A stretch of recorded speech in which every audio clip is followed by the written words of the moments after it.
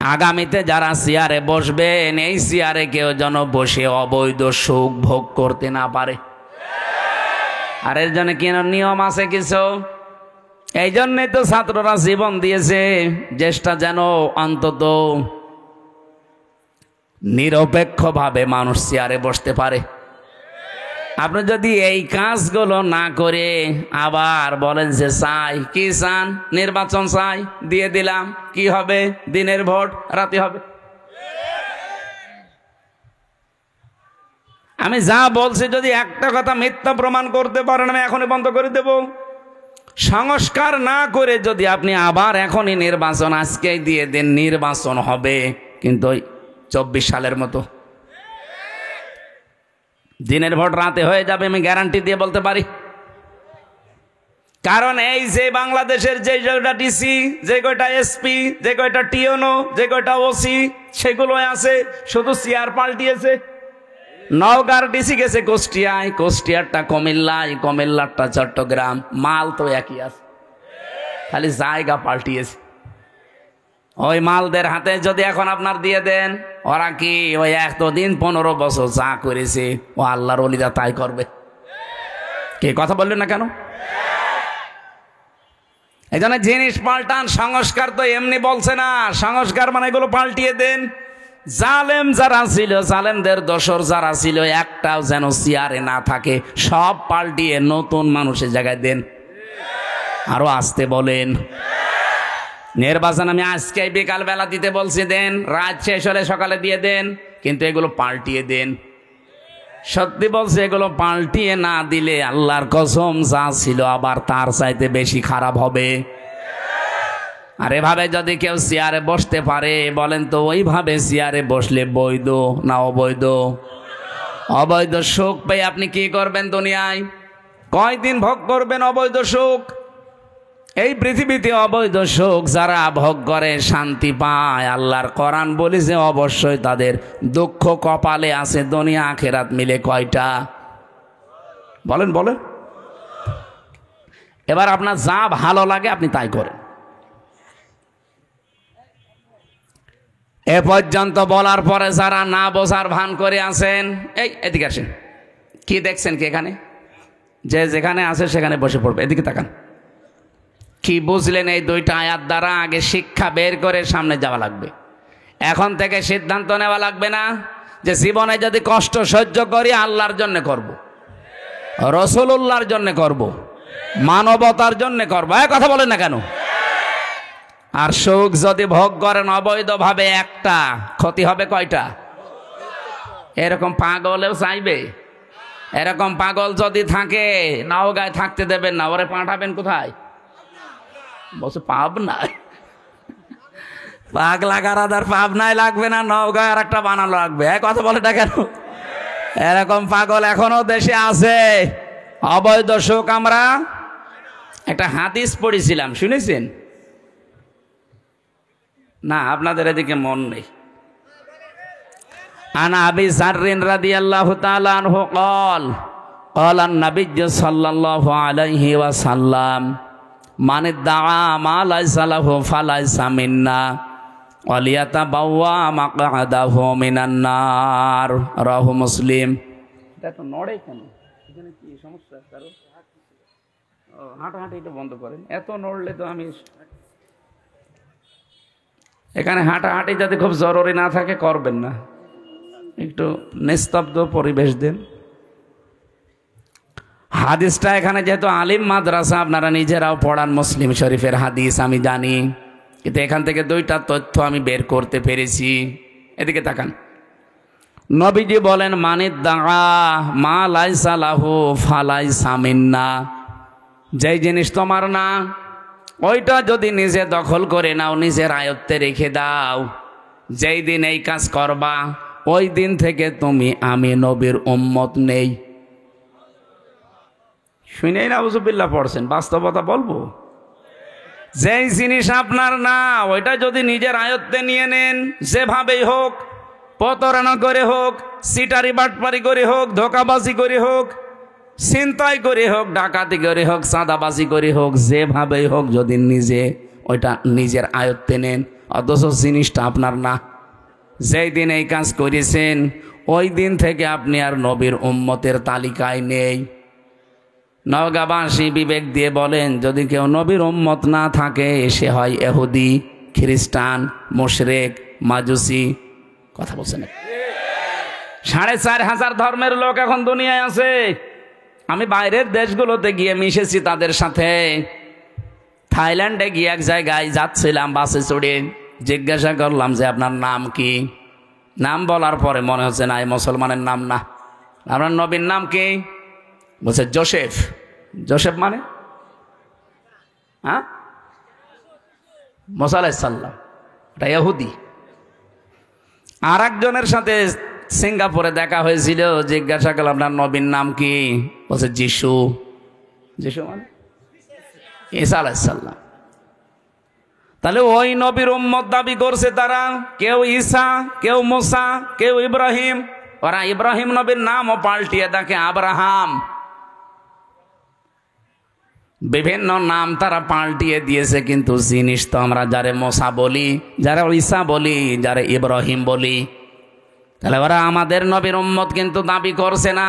জিজ্ঞাসা করলে তো বলে না যে আমার নবীর নাম মুহাম্মাদুর, বলে না, বলে না। কারণ ওরা নবীকে স্বীকার করে না, ওরা স্বীকার করে ওই সমস্ত জায়গাকে। যদিও তারা মুসা নবীর আদর্শের ওপরেও নেই, যদি তারা ইব্রাহিম নবী, ঈসা নবীর আদর্শের ওপরেও নেই। এই পৃথিবীতে এখন ইসরায়েলে যে ইহুদি দাবি করছে এটা বিশ্ব, একটা বেহায়া, বেলজ্জা, এবং এরা নাফারমান সব চাইতে পৃথিবীতে বড়। কারণ ওরা নবীর নাম বলে কিন্তু নবীর আদর্শ ওদের ভেতরে নেই।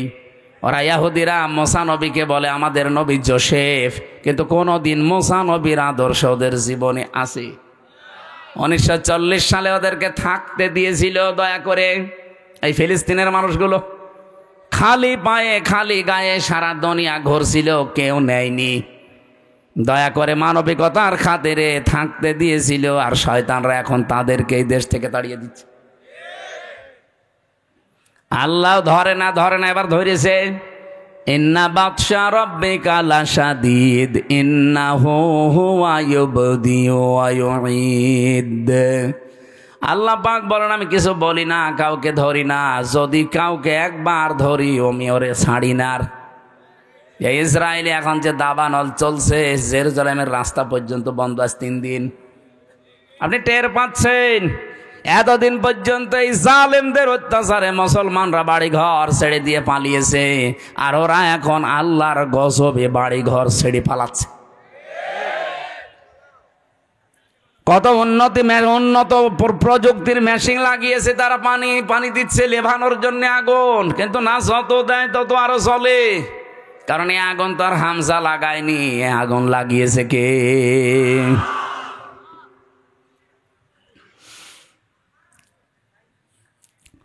ওই জিনিস তো আপনাদের দখলে থাকার কথা ছিল না, আপনারা দখল করে নেন কোন কারণে?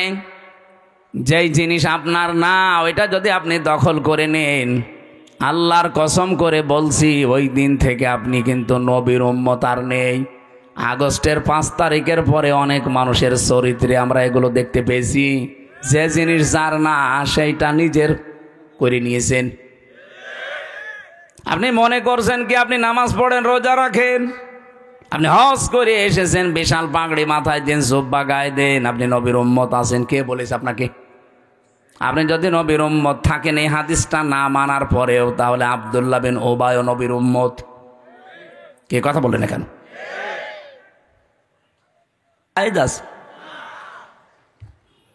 আমরা আহ্বান জানাচ্ছি গোবিন্দ পরামানিক সাহেবের সাথে, তামাম দুনিয়ার সব হিন্দুরা একজোট হয়ে লোকটাকে থামান। অন্তত আমরা সবাই, যেহেতু প্রতিবেশী পাল্টানো যায় না, আমরা চাই সবাই মিলেমিশে অন্তত দুনিয়ার জীবনটা পার করি। কেউ থাকবো না আমরা, আপনি হিন্দু হন, খ্রিস্টান হন, মুসলমান হন, যাই হন, আর 100 বছর পরে এই পৃথিবীর জমিনে কেউ থাকবেন না। সব মাটির নিচে নাই আগুনে পুড়ে শেষ হয়ে যাবেন। পরবর্তীতে নতুন প্রজন্ম এসে এখানে আবার চাষ করবে। কথা বলছেন না কেন? সুতরাং আমরা যেই কয়দিনে আছি শান্তি, স্বস্তি, নিরাপত্তা নিয়ে থাকতে চাই। কথা বলেন না কেন? আর আমাদের নিরাপত্তা দেওয়ার একচ্ছত্র মালিকানা মোদির, আমেরিকার। কার? আরো জোরে বলেন কার? এই শিরিকটা বাংলাদেশে আছে, এই জন্য আমি স্মরণ করাচ্ছি। অনেকে এখন বিভিন্ন দিকে ঝুঁকতেছে, কেউ রাশিয়ার দিকে, কেউ আমেরিকার দিকে, কেউ দাদার দিকে তো ঝুঁকেই আছে, কেউ চীনের দিকে। না, পৃথিবীর কেউ নিরাপত্তা দেওয়ার মালিক না, তার নিজেরই নিরাপত্তা নেই। নিরাপত্তা শুধুমাত্র দিতে পারে আমার আল্লাহ। আর আল্লাহ কাদেরকে দেবেন? কোরআনে কারিমে সূরা আনআম 7 নাম্বার পারা 17 নাম্বার পৃষ্ঠার প্রথম নাম্বার লাইনের 82 নাম্বার আয়াতে আছে, আল্লাযীনা আমানু ওয়া লাম ইয়ালবিসু ঈমানাহুম বিযুলমিন উলাইকা লাহুমুল আমনু ওয়া হুম মুহতাদুন। বলেন আল্লাহু আকবার। আল্লাহ পাক বলেন, দুনিয়ায় যারা ঈমান আনবে আর ঈমানের সাথে যারা শিরিক, জুলুম, এখানে জুলমুন মানে আর শিরকিন, যারা জুলুম এবং শিরিক তাদের ঈমানের সাথে মিশ্রণ করবে না, উলাইকা লাহুমুল আমনু, এই মানুষগুলোই আল্লাহর কাছে নিরাপত্তার হকদার।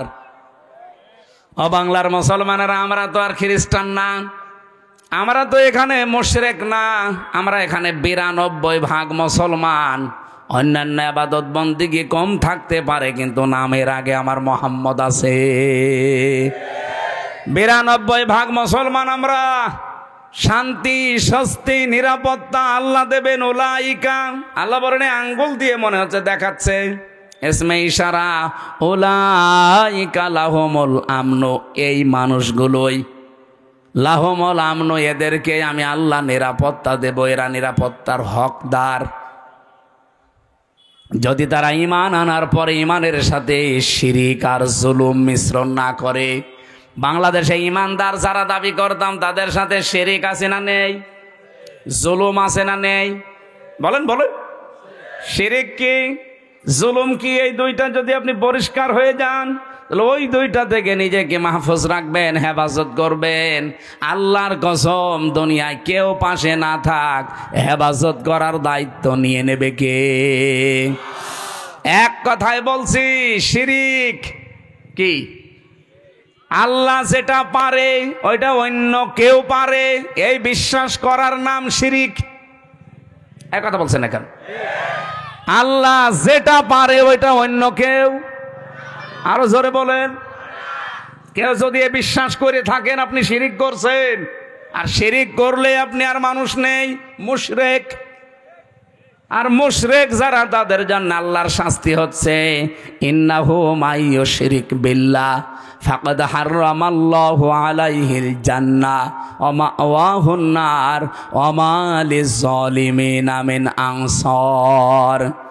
সূরা মায়েদা 6 নাম্বার পারা 19 নাম্বার পৃষ্ঠার 12 নাম্বার লাইনে আজটি আছে, কোন মানুষ যদি পৃথিবীতে শিরিক করে, 1 নাম্বার শাস্তি, আল্লাহ তাকে জান্নাত হারাম করে দিয়েছে, আর জাহান্নাম তার জন্য আশ্রয় স্থল। বলেন নাউজুবিল্লাহ। আজকে থেকে সিদ্ধান্ত নিয়ে ফেলেন, আল্লাহ যেটা পারে ওইটা অন্য কেউ দুনিয়ায় পারে? আরো জোরে বলেন, না পারে না। আমি আজকে একটা শিরিক পেয়েছি, যে বাড়িতে ছিলাম, উনি ওই বিশ্বাসে বলেছে কিনা আমি জানি না, কিন্তু এই বিশ্বাস যদি থাকে আপনি আজকেই পাল্টাবেন। যে আমরা পেছনে বসে আছি, ওনার 2টা ছেলে আছে, আর একটা ছেলে নাকি স্ত্রীর পেটে, ওইটাও সন করে দেখেছে ছেলে হবে। পানি নিয়ে এসে বলছে, হুজুর এমন পানি পড়বেন যেন মেয়ে হয়। মনে হচ্ছে আমি ডাউনলোড করে দেব। অনেক জ্ঞানী মানুষ, হয়তো এই লাইনের মানুষ না, জেনারেল শিক্ষিত মানুষ, এরকম বহু মানুষকে আমরা এটা পাই, যে মানুষগুলোর বিশ্বাস আল্লাহ যেটা পারে দুনিয়ায় অন্য কেউ এটা পারে। আমার উপরে বিশ্বাস করেছে যে পানি এমন ভাবে পড়বেন যেন এবার আর ছেলে না হয় মেয়ে হয়। পানি পড়া, আপেল পড়া দিয়ে যদি ছেলেকে মেয়ে বানিয়ে দিতে পারতাম, তা আমার ম্যাডামের কি হইতো? এটা তো একটা বললাম, এবার আর একটা বলছি, নাকি বলবো না? কোরআনে কারিমে যে বিধান আল্লাহ দিয়েছেন এ পৃথিবী চালানোর জন্যে, দুনিয়ার মানুষ যদি কেউ নবীকে জিজ্ঞাসা করতো ওই সময় ইয়াকুলুনা হাল্লানা মিনাল আমরি মিন শাইইন কুল ইন্নাল আমরা কুল্লাহু লিল্লাহ। আল্লাহ পাক এটা সূরা আলে ইমরানে আছে 4 নাম্বার পারা 9 নাম্বার পৃষ্ঠার 3 নাম্বার লাইনের 154 নাম্বার আয়াতের মাঝের অংশে পাবেন। এটা তাফসিরে ফি জিলালিল কোরআনে সাইয়্যিদ কুতুব এভাবে লিখেছেন। এই ছেলে ওঠাউঠি করেন কেন? বসেন বসেন, ওখানে বসিয়ে দেন।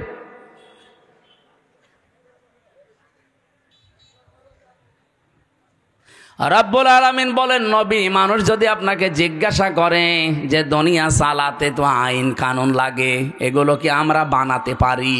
আল্লাহ সাফ জবাব দিয়েছেন, আপনি বলেন না। কুল ইন্নাল আমরা কুল্লাহু লিল্লাহ। আইন শুধুমাত্র বানাতে পারে কে? আরো জোরে বলেন।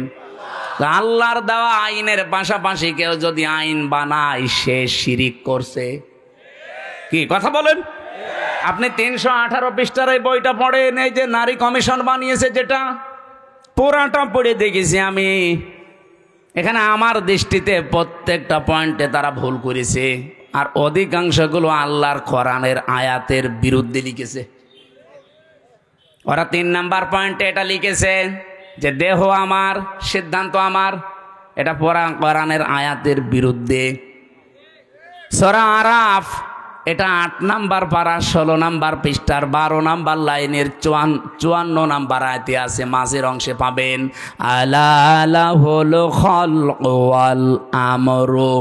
আল্লাহ বলেন, এ পৃথিবী বানিয়েছি আমি, সিদ্ধান্ত দেবে কে? আর ওরা বলছে দেহ আমার, সিদ্ধান্ত আমার।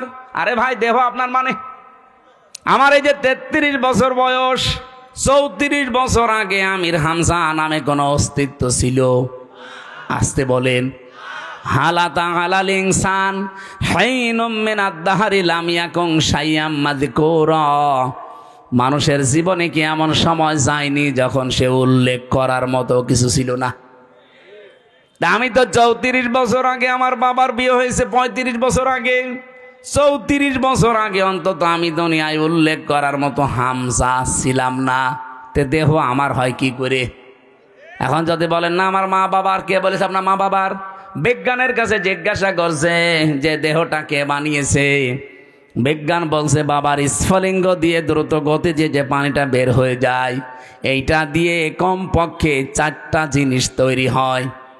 যদিও বিজ্ঞান তথ্য দিয়েছে, এটা খ্রিস্টান বিজ্ঞানী। এই খ্রিস্টান জানাচ্ছে যে 4টা জিনিস কমপক্ষে মায়ের ভেতরে 40 দিন যখন পাল্টাতে থাকে, এনা পাক পানিটা দিয়ে আল্লাহ 4টা জিনিস বানায়। ওরা তো আর আল্লাহ বলে স্বীকার করে না, বলে গড। কি বলে? আমি এটা পেয়েছিলাম তামিলনাড়ু এক খ্রিস্টান ডাক্তারের কাছে। উনি বলছিল কম্পিউটারের ভেতরে, ওই যে ভেলোর হাসপাতালে চেন্নাই নিয়ে গিয়েছিলাম, আমার ছোট, হয়তো বড় মেয়ে, ওইটাই ছোট ছিল, একটাই ছিল। বলছিল রক্ত, গোশত, চর্বি আর চামড়া, মায়ের রেহেমের ভেতরে যে নাপাক পানিটার থলি আছে, ফিকরার মাকিন বলা হয় যেটাকে, ওখানে একটা সুরক্ষিত জায়গা, একটা নাপাক পানি আছে। ওই পানির ভেতরে এই পানি যে মিশ হয়, ওটা দিয়ে আল্লাহ আরো 4টা জিনিস বানায়, চুল, রগ, হাড় আর পর্দা। 4-8টা জিনিস যখন এক হয়, তখন মাটির নির্যাস থেকে যে আমরা বলি যে আল্লাহ মানুষ বানিয়েছে কি দিয়ে? না না, সরাসরি মাটি দিয়ে বানিয়েছে আদমকে। আর আমাদেরকে আল্লাহ মাটি দিয়ে বানাননি, তামাম পৃথিবীর সব মানুষকে আল্লাহ বানিয়েছে মাটির নির্যাস দিয়ে। এখন যদি এখানে জিজ্ঞাসা করা হয়, খালি আলেমরা বাদ দিয়ে আমার মনে হয় অধিকাংশ মানুষ বলতেই পারবে না যে মাটি বানিয়েছে কি দিয়ে? মশলা দিয়ে।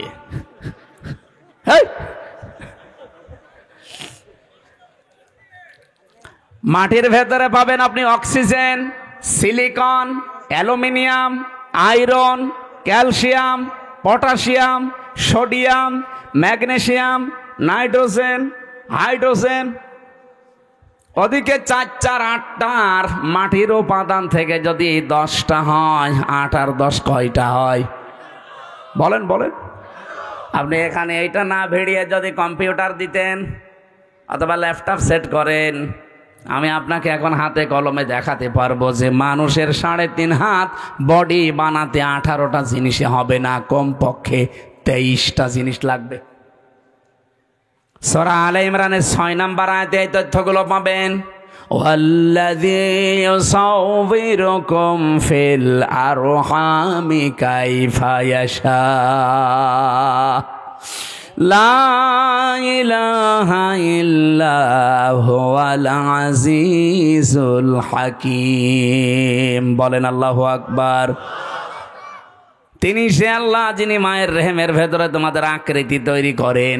আকৃতি তৈরি করতে কমপক্ষে 5টা জিনিস তো লাগবেই। এই তথ্যটা এবার পাবেন সূরা নাহলে 14 নম্বর পারা, 14 নম্বর পৃষ্ঠা, 13 নম্বর লাইনের 78 নম্বর আয়াতের মাঝে আছে। ওয়াজআলা লাকুমুস সামআ ওয়াল আবসারা ওয়াল আফইদা ইলা আখির আয়া। আল্লাহ পাক বলেন শ্রবণ শক্তি, দর্শন শক্তি, বাক শক্তি, আকেল শক্তি, ঘ্রাণ শক্তি এগুলো আমি আল্লাহ আমার রব নামের কারণে দিয়েছি। আমরা ওদিকে 4 4 8 পেয়েছিলাম মার বাবার থেকে, মাটির উপাদান 10 কত হয়? আমার আল্লাহ নিজে রব নামের কারণে আমাদেরকে ভিক্ষা স্বরূপ দিয়েছেন 5টা। 8 5 13 আর ওদিকে 10, এই 23টা যখন পুরাপুরি এক হয় তখন পূর্ণাঙ্গ মানুষ তৈরি হয়। কিন্তু এই 23টার ভেতরে 2টা 1টাও যদি কম হয় ও জীবনেও পূর্ণাঙ্গ হয়ে আর আসতে পারবে না, তখন অপূর্ণাঙ্গ হয়ে আসবে। আল্লাহ যদি তাদেরকে বাক শক্তি না দিত তাহলে তারা কথা বলতে পারতো না। আজ যারা বলছে দেহ আমার, সিদ্ধান্ত আমার, এই বাক শক্তিটা দিয়েছে তোর মা বাবা কে? বলেন বলেন। যিনি দিল কথা বলার শক্তি, এখন তার বিরুদ্ধেই কথা আরম্ভ হয়েছে। এই জন্য আমিরে জামাত ডাক্তার শফিকুর রহমান হাফিজাহুল্লাহ মানে ডাইরেক্ট ঘোষণা দিয়েছে বাংলাদেশে কমিশন রিপোর্ট দূরের কথা, এ কমিশনই আমরা মানি না। এক কথা বলে না কেন? এটা যদি কেউ রাজনীতি মনে করেন, হ্যাঁ এটাই আমাদের রাজনীতি। কোরআন সুন্নাহ বিরোধী কোনো কাজ এই দেশে হওয়ার জন্য আমরা জীবন দেয়নি। যারা বসে আছেন আমাদের জীবনের ওপরে বসে আছেন, আপনার ছেলে মেয়ে জীবন দেয়নি। 2732 জন মানুষ যারা মারা গেছে, কয় টাকা দিয়েছেন তাদের পরিবারে গিয়ে? আপনি কয়দিন দেখা করেছেন বলেন? এই মানুষগুলো আপনাকে কোরআনের বিরুদ্ধে আইন তৈরি করার জন্য এই দেশটা উপহার দিয়েছে না? আপনি মুগ্ধকে কবর থেকে তুলে জিজ্ঞাসা করেন, আবু সাইদকে কবর থেকে তুলে জিজ্ঞাসা করেন, রায়হানকে কবর থেকে তুলে জিজ্ঞাসা করেন, ইয়ামিনকে জিজ্ঞাসা করেন, যতগুলো মানুষের আমি 2732 জন মানুষের তালিকা আমার কাছে আছে, বই আকারে আছে। এই মানুষগুলোকে কবর থেকে তুলে জিজ্ঞাসা করেন, কারণ এরা শহীদ। আর শহীদ যারা তারা তো মরে না। এরা প্রত্যেকেই বলবে এই দেশে আমরা বৈষম্য দূর করার জন্য জীবন দিয়েছি। আপনি এত কি হয়ে পড়লেন যে আল্লাহর ভেতরে আপনি বৈষম্য খুঁজে পাচ্ছেন? যে নারী পুরুষের সমান অধিকার দেওয়া লাগবে, এটা বৈষম্য করেছে আল্লাহ। এই জন্য এই আইন আমরা মানি না। আমরা নতুন করে কমিশন তৈরি করে ওনার রিপোর্ট দিয়েছি। বিশেষ করে 4টা বিষয় দেখলাম মারাত্মক। 1 নম্বরে বিয়ের ক্ষেত্রে, 2 নম্বরে তালাকের ক্ষেত্রে, 3 নম্বরে অভিভাবকত্বের ক্ষেত্রে, 4 নম্বরে সম্পদাদি বন্টনের ক্ষেত্রে। এই 4 জায়গায় নাকি আল্লাহ পুরুষকে বেশি দিয়েছে, মেয়েদেরকে কম দিয়েছে। এই জন্য এখানে পক্ষপাতিত্ব হয়েছে, ওনারা এটা মানে না।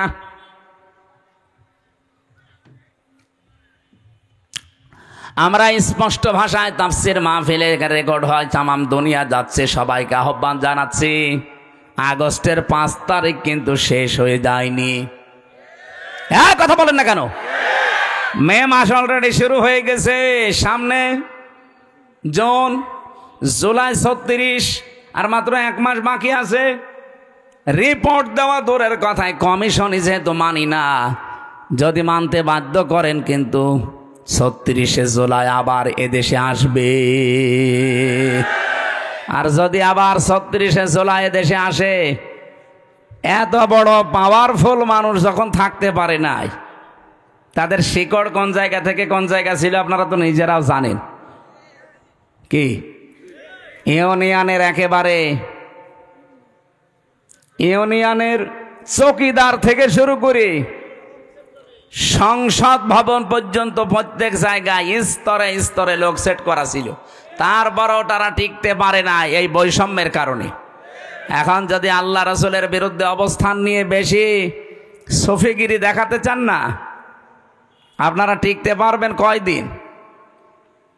এদেশে এখন আর দল বেদল নেই। কে আওয়ামী লীগ করে, কে জাতীয় পার্টি করে, কে বিএনপি করে, জামাত ইসলাম করে, ওইটা বাদ।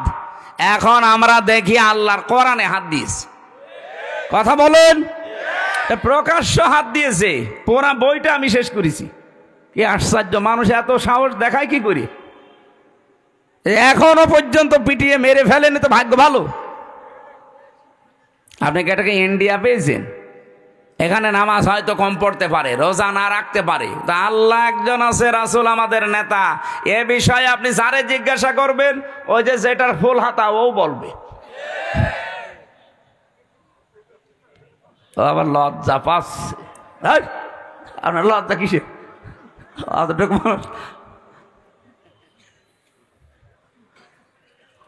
না, আমি হাসির ছলে বলি নাই, বাস্তবতা এইটা আমরা সতর্ক করে দিলাম। এরপরেও যদি কেউ মানতে না চান, নিজের কপালে নিজে আগুন লাগাবেন। যে যখন চেয়ারে থাকে সে তখন গিয়ারে থাকে। চেয়ার পেয়েছেন তো গিয়ারে আছেন, টের পাচ্ছেন না কিছু। 92% মুসলমান যদি আবার 36শে জুলাই তৈরি করা লাগে, কোরআন কায়েম করেই ছাড়বে ইনশাল্লাহ। যেহেতু আমরা নিরাপত্তা চাই, আমাদের প্রতিবেশীর কাছে আমরা স্বস্তি শান্তিতে নিরাপত্তায় নেই। আমাদের নিরাপত্তা শুধুমাত্র দিতে পারে চীন। কে বলেন? বলেন। আল্লাহ বলেন নিরাপত্তা দিতে পারি, আগে নিজের ঈমানকে শিরিক মুক্ত করো। এই জন্য বলছিলাম আমার দেহ সিদ্ধান্ত আমার, এটা শিরিক। কারণ দেহ আমার না, সিদ্ধান্ত আমার না। আলাহুল খালকু আল আমরু। দেহ কার? পড়াটাই আল্লাহ বানিয়েছে। আমার মা বাবা শুধু বিছানায় ছিল, তাছাড়া তাদের কোনো দায়িত্ব নেই। বাকিটা যা করার কে করেছে? এই জন্য উনি যেহেতু বানিয়েছে, সিদ্ধান্ত ওনার হবে। আর এইটাই বাস্তবসম্মত। আর আপনি বলবেন দেহ আমার, সিদ্ধান্ত আমার, এটা আপনার বাস্তবতার বাইরে। সুতরাং আগামী থেকে আমরা এ কমিশনই যেহেতু মানি না, ও নিয়ে আর কথা বলতে চাই না। এরপরও যদি কেউ বাধ্য করেন, এদেশের রাজপথ এখনো কিন্তু শেষ হয়ে যায়নি। আমরা আশা করব দেশকে অস্থিতিশীল করার জন্যে এই কিছু কোলাঙ্গার মহিলার কথা শুনে, যেগুলো কোলাঙ্গার না হলে আল্লাহর কোরআনের বিরুদ্ধে হাত দেয়। আর এরা মহিলা বলে কি এদের? এগুলো সব ডাস্টবিন থেকে এসেছে। এদেরকে মহিলা বলা যায়? চেহারা দেখেছেন এক একটার? চেহারা দেখলেও তো হালকা পাতলা বোঝা যায় মেয়ে লোকের কোন চিহ্ন আছে কয়টার ভেতরে, যে কটা কমিশনে বসে আছে দেখান। সূরা কলমের 13 নম্বর আয়াতের তাফসিরে পড়েছি, যারা কোরআনের বিরুদ্ধে অবস্থান নাই, ওয়াতুল্লিম বাদা যালিকা জানিম, এগুলো যার সন্তান। আমি বলতে চাই না, তারপরেও তো বাস্তবে মিলে যাচ্ছে। আপনি কোরআনে হাত দিতে গেলেন কোন সাহসে? নিজের জন্মটা খারাপ করে ফেললেন। আশা করছে আপনারা থামবেন, এরপরে কপালে যা আছে আল্লাহ করবে। এই জন্য আমরা শান্তি, স্বস্তি, নিরাপত্তা যদি আল্লাহর পক্ষ থেকে বাংলাদেশ পেতে চাই, বহির্বিশ্বের যে এখন আন্তর্জাতিক ষড়যন্ত্রগুলো চলছে, অলরেডি যেহেতু দাঙ্গা মোদি লাগিয়ে দিয়েছে, এ বাতাস আসতে কিন্তু বেশি দেরি হবে না। কি কথা বললেন না? আপনি বাস্তবতা কিছু বোঝার চেষ্টা করেন। আমরা শান্তি, স্বস্তি, নিরাপত্তা পেতে চাইলে ঈমান যাই আছে, ঈমানের সাথে যেন শিরিক মিশ্রণ না হয়। যেহেতু আল্লাহর আইনের সাথে অন্য কোনো আইন মিশ্রণ করা শিরিক, সুতরাং এই দেশে আল্লাহর আইনের বাইরে কোনো আইন আমরা চলতে দিতে পারি না। তাহলে দেশটা নিরাপত্তাহীন হয়ে যাবে। আমরা চাই দুনিয়া যার, আইনও চলবে। এ কথার সাথে দ্বিমত আছে কারো? আবার ভাইরা, নামাজ যদি আপনার কমও থাকে, রোজা আপনার কম হয়েছে, পর্দা পশিদা কম হয়েছে, কিন্তু ইমানটা যদি সত্যি আপনি পরিষ্কার রাখতে পারেন, আকীদা যদি আপনার বিশুদ্ধ হতে পারে, অল্প কিছু করলে আপনাকে আমার আল্লাহ নাজাত দিয়ে দেবেন। আখলিস দীনাকা ইয়াকফিকাল আমালুল কলিল, তোমার ইমানকে খাঁটি করো, অল্প আমলে নাজাতের জন্য এইটাই যথেষ্ট হয়ে দাঁড়াবে। আল্লাহ হাদিসটা মেনে চলার তৌফিক দিন, বলেন আমিন। ও বাংলার মুসলমানেরা, যে হাদিস পড়ে ব্যাখ্যা করছিলাম, যে জিনিস আমার না ওটা যদি জোর করে আমি নিজের আয়ত্তে রেখে দেই, আমি ওই দিন থেকে নবীর উম্মত। আর সুতরাং আগস্টের 5 তারিখের পরে কাউ যদি এই কাজ করে থাকেন, কারো চরিত্র যদি এরকম সমস্যা থাকে, আগে ওটা ফেরত দিয়ে দেন। এটাকে আমি ইনাকে বললাম, আপনাকে বললাম, যে করেছেন তারে বলেছি। যারাই করেছেন এগুলো আপনি নিজে তো জানেন, কার্ডটা কি দখল করেছেন সেটা ফেরত দিয়ে দেন। হ্যাঁ, যদি আপনার জিনিস এতদিন দখল হয়ে যায়, ওটা যদি আপনি ফেরত পেয়ে থাকেন, আপনার অসুবিধা নেই। কথা বোঝা গেছে? আপনারই ছিল, ওটা হাতছাড়া হয়ে গিয়েছিল, দখল করে নিয়েছিল, এখন ওটা আবার ফেরত পেয়েছেন, আপনি এই হাদিসের আওতা মুক্ত থাকবেন। ওয়ালিয়াতাবাওয়া মাকআদাহু মিনান নার, সে যেন জাহান্নামে নিজের একটা স্থান তৈরি করে নিল। বলেন নাউজুবিল্লাহ। আল্লাহ আমাদের হেফাজত করুন। সূরা মুনাফিকের 4 একটা মাত্র আয়াত পড়েছি। আমাদের আজকের আলোচনার বিষয় ভণ্ড বিশ্বাসী। বাংলাদেশে নেই, আছে মানে নবীজি ইন্তেকালের আগে কিন্তু এ কথা জানিয়েছেন যে ভণ্ড বিশ্বাসী, যেটা আরবিতে বলা হয় মুনাফিক, বাংলায় কি বলে? কপটতা। ভণ্ড বিশ্বাসী, লোক দেখানো, এই মানুষগুলো পৃথিবীতে কোনো ইহুদির ভেতরে তৈরি হবে না, খ্রিস্টানের ভেতরে হবে না, মুশরিকদের ভেতরে মুনাফিক তৈরি হবে না। মুনাফিক যদি তৈরি হয় দুনিয়ায়, শুধুমাত্র তৈরি হবে মুসলমানদের ভেতরে। যেহেতু আমরা এদেশে এখন 92 ভাগ, এজন্য মুসলমানদের ভেতরে মুনাফিক তৈরি হওয়ার সম্ভাবনা বেশি।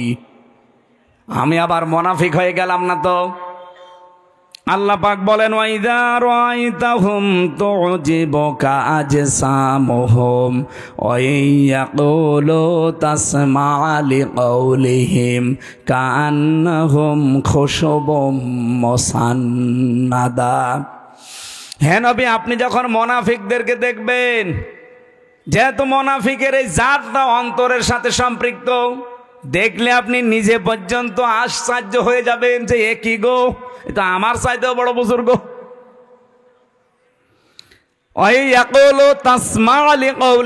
তাদের সাথে যদি আপনি কথা বলেন, যা তাদের কথা যদি আপনি শোনেন, আপনি বিমোহিত হয়ে পড়বেন, আপনি নিজেকে খেয়ে হারিয়ে ফেলবেন যে কি, আমিও তো এত সুন্দর করে ইনিয়ে বিনিয়ে কথা বলতে পারি না।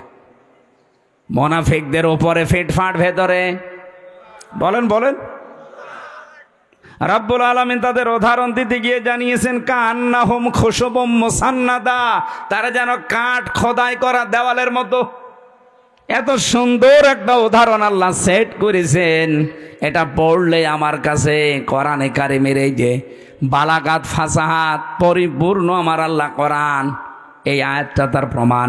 কান্নাহুম খুশুবুম মুসান্নাদা, এর বাংলা অর্থ দাঁড়িয়েছে, মুনাফিকদের দৃশ্য মনে হয় কাঠ খোদাই করা দেওয়ালের মতো। চাকচিক্যময় দেওয়ালগুলো দেখলে আপনি কিন্তু ভুলে যাবেন, খেয়ে হারিয়ে ফেলবেন। আর একটা বাংলায় কথা আছে, ফিদা হয়ে যাবেন। এটা আঞ্চলিক ভাষায় কি বলে? এটা কিছু দেখলে ফিদা হয়ে যায়। আমি আঞ্চলিক ভাষাটা এলাকা জানি না, এই জানে বলতে পারছি না। এটা বাংলায় লেখা পেয়েছি, ফিদা হয়ে যাবেন আপনি।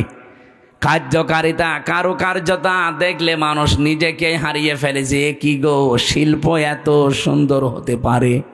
আল্লাহ পাক বলেন, ইয়াহসাবুনা কুল্লা সাইহাতিন আলাইহিম, মুনাফিকরা ধারণা করে উচ্চ কথা বললেই মনে হয় তাদের কোনো কিছু ফাঁস হয়ে যাবে। হুমুল আদব্য, তাদেরকে শত্রু হিসাবে চিহ্নিত করে রাখবেন। আমি কোন কয়েকটা বলছি। ফাহাজারহুম, তাদের থেকে সতর্ক থাকবেন। ক্বাতালাহুমুল্লাহ, এইটা বিশ্বাস করে রাখবেন যে আল্লাহ নিজে তাদেরকে হত্যা করবে, শাস্তি দেবে, কতল করবে। আন্না ইউফাকুন, কোথায় তারা ফিরে যাচ্ছে। এটা বাংলা অর্থ ছিল। এবারে এই যে তিনটা শব্দের ভেতরে গুরুত্বপূর্ণ শব্দ হচ্ছে ইয়াহসাবুনা, তারা ধারণা করে, মনে করে, কুল্লা সায়হাতিন আলাইহিম, উচ্চ কোনো কথা বললেই মনে হয় তাদের চরিত্র ফাঁস হয়ে যাবে। যেহেতু মুনাফিক এটা নিকৃষ্ট আল্লাহর কাছে, রসুলের কাছে এত নিকৃষ্ট, কোরআনে আল্লাহ উদাহরণ দিতে গিয়ে জানিয়েছেন মুনাফিক জাহান্নামে যাবে কাফেরদেরও নিচে। বলেন তো আবু জেহেল মুনাফিক না কাফের?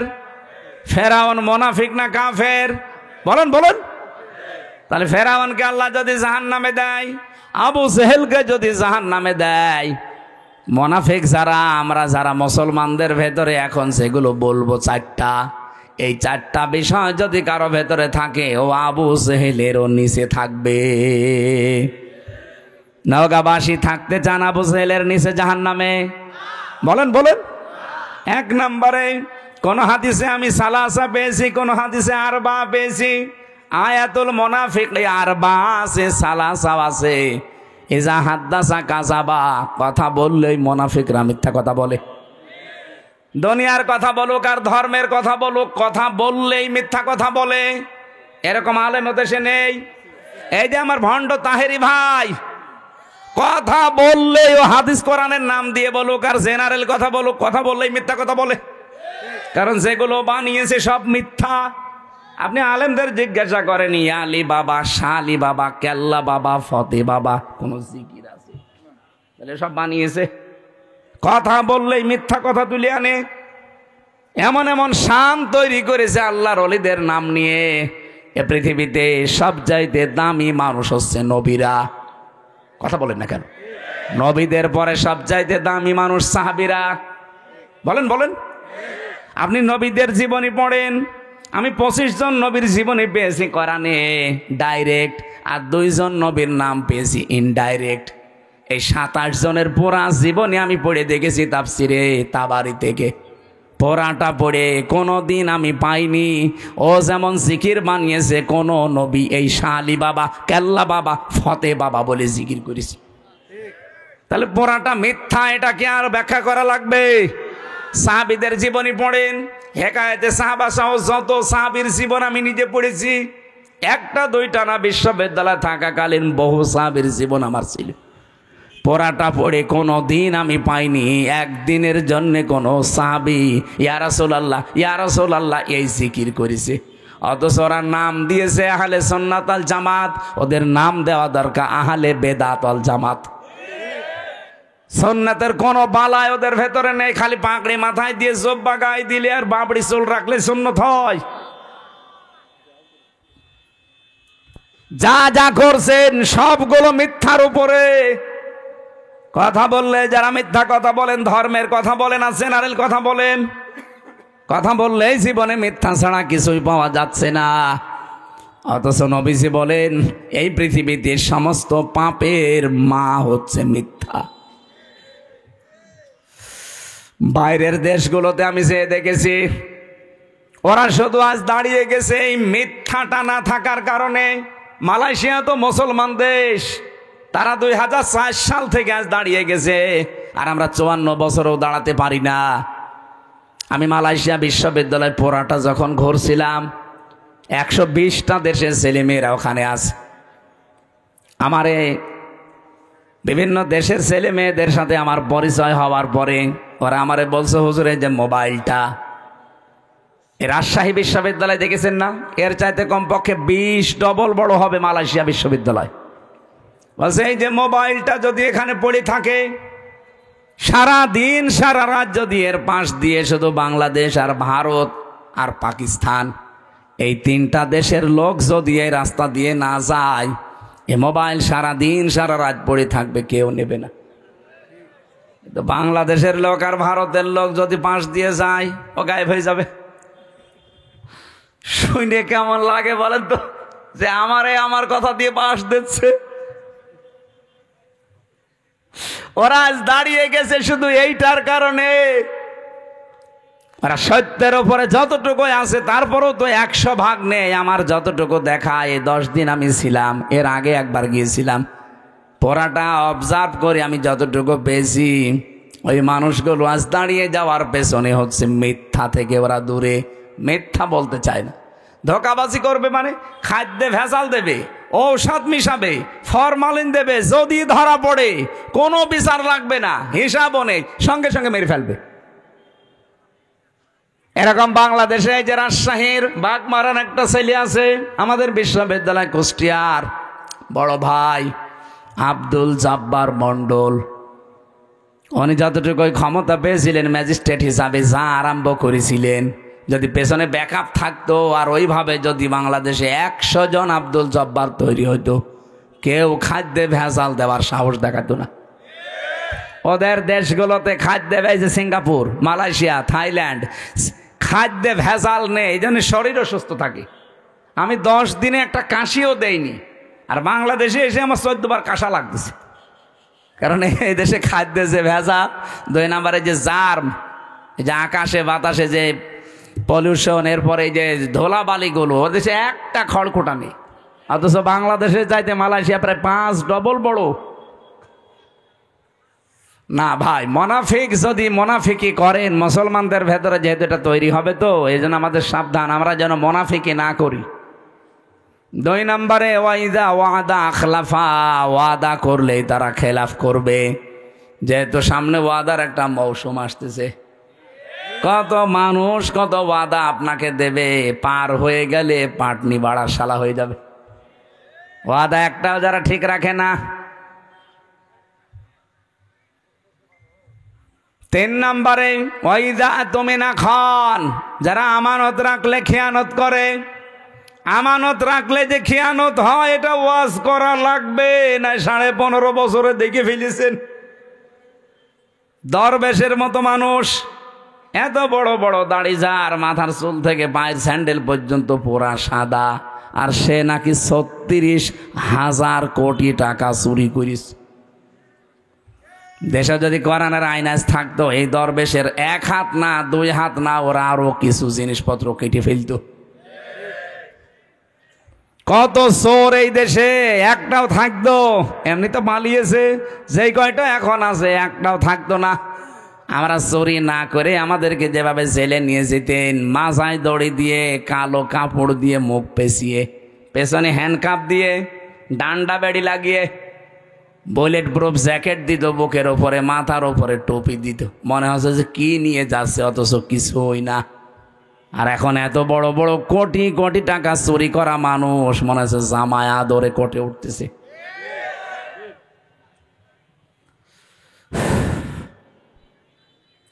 এই চোরগুলো যা করেছে, ওদের সাথে যারা মিশত এই মানুষগুলো এখন আশ্চর্য। কে সেদিন একজন কাজ ছিল, এনবিআর চেয়ারম্যান মনে হয়, যদি এত টাকা মানুষ পাচার করতে পারে, এগুলো সব রাষ্ট্রীয় সম্পদ ছিল না? বলেন বলেন। হযরত ওমর বলেন, একবার আমি রাষ্ট্রের হিসাব করছিলাম, মোমবাতি ধরিয়ে অথবা শলাকার উপরে জয়তুনের তেল লাগিয়ে আমি একটা হিসাব করলাম। হঠাৎ করে দেখি রাতের বেলা দেশের প্রধান বিচারপতি হযরতে আলী আমার বাড়িতে। আসার পরে সালাম দিয়ে জিজ্ঞাসা করলাম, প্রধান বিচারপতি, আপনি কি এসেছেন রাষ্ট্রের কোনো কাজ না নিজের কোনো কাজ নিয়ে? হযরতে আলী বলে, খলিফা, আমি এসেছি আমার পারিবারিক একটা সমস্যা নিয়ে। হযরত ওমর সঙ্গে সঙ্গে বাতিটা লিভিয়ে দিলেন। হযরতে আলীর মন খারাপ হয়ে গেল, কি গো, আমি দেশের প্রধান বিচারপতি, আমি এসেছি দেশের প্রধানমন্ত্রীর কাছে, আমারে দেখলে তো আরো আলোক সজ্জা বেশি করবে। আর একটা জয়তুনের তেল দিয়ে লম্প জ্বালানো ছিল, বাতি ওইটাও দিল লিভিয়ে, এখন তো অন্ধকার হয়ে গেল, আমি কি বলতে যে কি বলবো। হযরত ওমর ডাক দিয়ে বলে, প্রধান বিচারপতি আলী, মন খারাপ করবেন না, আমি আপনাকে আগেই জিজ্ঞাসা করেছি আপনি কি এসেছেন আপনার ব্যক্তিগত কাজে না পারিবারিক কাজে না রাষ্ট্রীয় কাজে? আপনি নিজেই বলছেন না আমি পারিবারিক কাজে এসেছি। আমি যে হিসাব করছিলাম এটা রাষ্ট্রের তেল পুড়িয়ে রাষ্ট্রের জনগণের হিসাব। তা আপনি আসলেন আপনার পারিবারিক ব্যক্তিগত জীবনের সমস্যা নিয়ে, জনগণের তেল পুড়িয়ে আমি কাজ করি। এ সময় আপনার সাথে কথা বললে জনগণের আমানতের সাথে খেয়ানত হবে। হযরতে আলী বলেন, এই দিন থেকে ওমরের প্রতি রাগ না মহাব্বত যা ছিল, ভালোবাসা, এগুলো আরো আল্লাহ বৃদ্ধি করে দিয়েছে।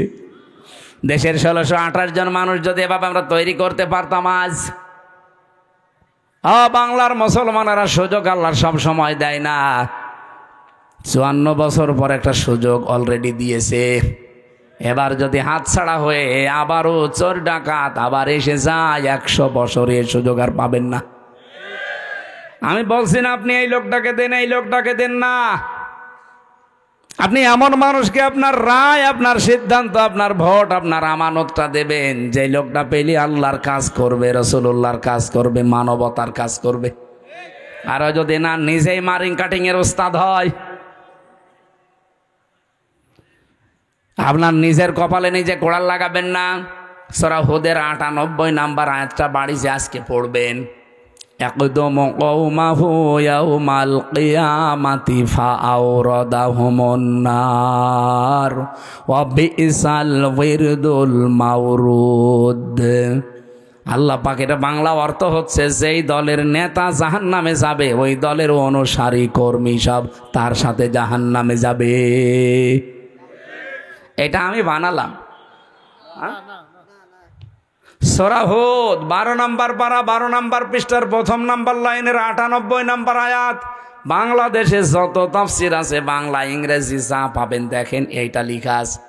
যদি এটা ফেরাউন সম্পর্কে আল্লাহ নাযিল করেছে, কিন্তু কোরআন তো শুধু ফেরাউনের জন্য না, তামাম দুনিয়ার জন্যে। যেন যেই দলের নেতা জাহান্নামে যাবে, ওই দলের কর্মী অনুসারী যা আছে তার পেছনে সব যাবে জাহান্নামে। আপনি এখন কোথায় যাবেন নিজেই ভাবেন।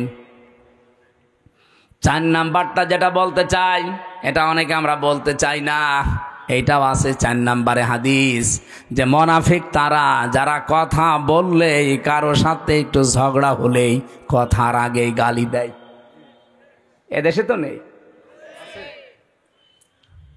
সেদিন আমি পাবনায় না কোন জায়গায় যেন যাওয়ার সময় দেখি বরফ বিক্রেতা, ওই যে আইসক্রিম বিক্রি করে, 2 মহিলা মনে হয় ঝগড়ার সময় গালি দিচ্ছিল, মোবাইলে রেকর্ড করিস। এমন গালি, একবারে 1 থেকে Z পর্যন্ত পুরা গালি, 8-10 মিনিট রেকর্ড করে আবার বরফ বিক্রি করছে ওই মোবাইলের সাথে, কিভাবে মেমোরি কার্ডে সেট করে মাইকে ছেড়ে দিয়েছে। জোরে বাবা, গালি মানুষ এইভাবে দিতে পারে? বুড়ো বুড়ো এরকম মানুষ দেখি, যুবক ছেলে যুবতী মেয়ের সামনে তার মাকে গালি দেয়। এরকম বুড়ো দেশে নেই? আপনি মানুষ? হ্যাঁ, মুরব্বী যারা আছেন, নিজের স্ত্রীকে গালি দেন, কারা হাত তোলেন তো। এই এলাকায় মনে হয় ওয়াজ করা ঠিক হচ্ছে না, কারণ আল্লাহর ওলি বসে আছে। না, গালি দেবেন না। সম্মানিত মা বোন যারা এসেছেন, সম্মানিত মা বোনদেরকে বলছি, এদিকে তাকান। আপনি শুধু মনে করেন যে আমি নামাজ পড়ে রোজা রেখে কালো বোরকা পরে জান্নাতে চলে যাব, না। স্বামী যাদের আছে, জায়েজ কথাগুলো মেনে তাদের খুশি রাখবেন, না জায়েজ কথা মানার দরকার নেই। হযরতে খাদিজা জীবনে 1 ওয়াক্ত নামাজ পড়েননি, একটা রোজা রাখেননি, জীবনে 1 দিনের জন্য পর্দায় ছিলেন না, কারণ এই বিধানগুলো নাজিল হয়েছিল সব তার ইন্তেকালের পরে। অথচ আল্লাহ তাকে নিজে সালাম দিয়েছে, তাকে এই পৃথিবীতে জান্নাতে ঘর বানিয়ে সুসংবাদ পাঠিয়েছে। একটাই মাত্র কারণ, জীবনে কোনো দিন তিনি একটা দিনের জন্যে স্বামীর মনে দুঃখ দেননি। এখানে আমরা যারা স্বামী বসে আছি, একেবারে আল্লাহর দিকে তাকিয়ে বুকে হাত দিয়ে বলতে পারবেন যে জীবনে কোনো দিন আমি একদিনেও স্ত্রীর কাছ থেকে কোনো দিন দুঃখ পাইনি? দেখেন, একটা স্বামী হাত তুলতে পারল না। স্টেজে এত বড় বড় হুজুর বসে আছে, কেউ পারছে না। এক মুরব্বী হাত তুলেছে, বউ আছে, থাকতে পারে, আলহামদুলিল্লাহ। ওনার বউ যদি এরকম থেকে থাকে, আলহামদুলিল্লাহ। মা বোন যারা এসেছেন, আপনি চিন্তা করে বলেন, এখানে হাজার হাজার স্বামী, একটাও আমরা হাত তুলতে পারলাম না। আমিও পারি নাই, কি করে তুলবো? মিথ্যে কথা বলবো কি করে? পারবো না। এই জন্যে আপনাদেরকে আমি সতর্ক করছি, আপনার আদর্শ যেন খাদিজাতুল কুবরার মতো হয়। আমরা আর টানতে পারছি না, আমার গলা বসে যাচ্ছে। এই আয়াত আবার সামনে আসলে আমরা আবার কথা বলবো। আমার লিখিত জেলখানার একটা বই ছিল মেয়েদের ওপরে, দাম্পত্য জীবনে যে সমস্ত কলহগুলো সমস্যার সমাধান করার জন্য আমি বই লিখেছিলাম, দেখে দেখে একেবারে বাস্তব। গাড়ি কোথায়? এই যে এটা গাড়ি না, এই গাড়ি থেকে মেয়েদের জন্য নিয়েছেন, কাজে লাগবে। আল্লাহুম্মা আমিন। লা হাওলা ওয়ালা কুওয়াতা ইল্লা বিল্লাহিল আলিয়্যিল আযীম। লা হাওলা ওয়ালা কুওয়াতা ইল্লা বিল্লাহিল আলিয়্যিল আযীম। মুনাফিকের যে জারগুলোর কথা শুনলাম, আল্লাহ আমাদের ভেতর থেকে বের করে দাও। আজকের মাহফিলের আলোচনার সওয়াবগুলো নবীজির রওজায় পৌঁছিয়ে দাও। মাটির নিচে যারা ঈমান নিয়ে ঘুমিয়ে আছে এদেরকে ক্ষমা করে দাও রব্বুল আলামিন। এই আয়োজনে যারা শরীক আছে এই মানুষগুলো তুমি মেহেরবানি করে কোরআনের ইজ্জতে কবুল করো। মা বোনদেরকে তুমি খাদিজাতুল কুবরার মতো বানিয়ে দাও। আগামীতে এই অনুষ্ঠানটা কোরআনের জন্য আরো বড় করে কবুল করে নাও। পাড়ইল আলিম মাদ্রাসা আল্লাহ কিয়ামত পর্যন্ত দিনের মার্কাজ হিসাবে কবুল করে নাও। কয়েকদিন পরে আমার একটা অনুষ্ঠান আছে এই ভারসই, ওখানে কোরআনের কথাগুলো সঠিকভাবে তোমার বান্দা বান্দীদের সামনে বলার তৌফিক আমাকে দিও। এলাকায় মাটির নিচে কত মানুষ ঘুমিয়ে আছে, কোরআনের ইজ্জতে এদের মাফ করে দাও। মাহফিলের সভাপতি আমার বাবুল চৌধুরী ভাইকে মাফ করো। প্রধান অতিথি জনাব আব্দুর রকিব ভাইকে মাফ করো। বিশেষ অতিথি যত মানুষ আমরা এসেছি জীবনের গুনাহগুলো মাফ করে নেকি বানিয়ে দাও। বারাকাল্লাহু লানা ওয়া লাকুম ফিল কোরআনিল আযীম। আলহামদুলিল্লাহি রাব্বিল আলামিন। আসসালামু আলাইকুম।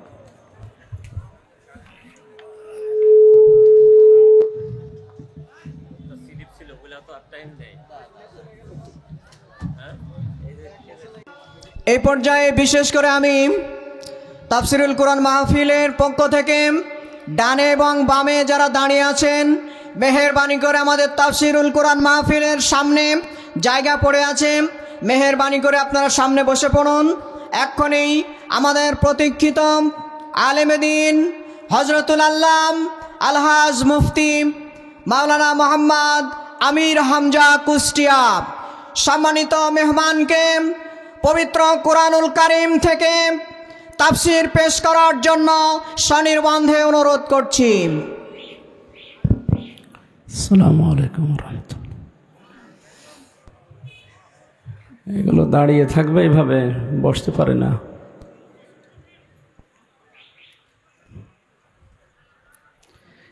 কি আপনাদেরকে আর একবার বলা লাগবে? এখানে বগুড়ার কারা আছে? হাত তোলেন তো। কারা এরা? বগুড়ার কারা? বগুড়া মিডিয়ার কারা এরা? ওলট পালট হেডিং দেন কেন উল্টা পাল্টা? আমার কাছে নালিশ আসে।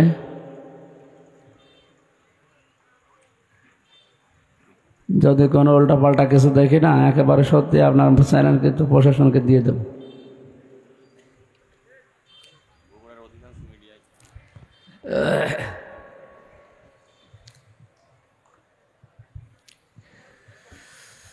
نحمده ونستعينه ونستغفره ونؤمن به ونتوكل عليه ونعوذ بالله من شرور أنفسنا ومن سيئات أعمالنا من يهدي الله فلا مضل له ومن يضلل فلا هادي له ونشهد أن لا إله إلا الله وحده لا شريك له ونشهد أن سيدنا وحبيبنا ومولانا محمدا عبده ورسوله الذي أرسله بالحق بشيرا ونذيرا وداعيا إلى الله بإذنه وسراجا منيرا فقد قال الله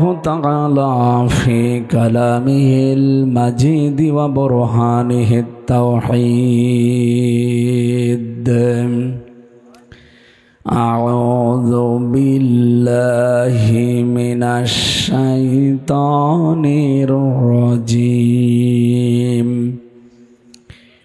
বিসমিল্লাহির রহমানির রহিম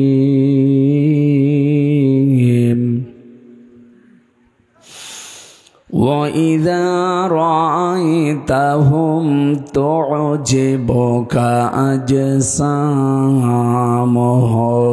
وَإِنْ يَقُولُوا تَسْمَعْ لِقَوْلِهِمْ كَأَنَّهُمْ خُشُبٌ مُّسَنَّدَةٌ يحسبون كل صيحة عليهم هم العدو فاحذرهم قاتلهم الله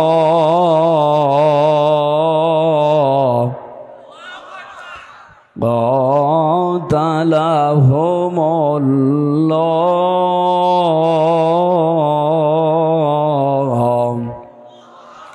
قاتلهم الله فأنى يؤفكون